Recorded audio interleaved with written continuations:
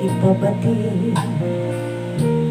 Dapat mo lamang mabati laman nitong dibdib.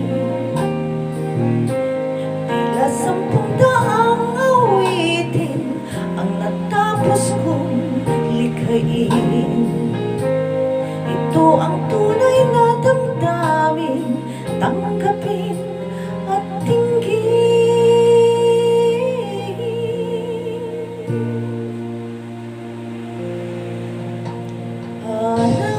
Araw-gabi nasa isip ka, napapanaginip ka, kahit saan man magpunta.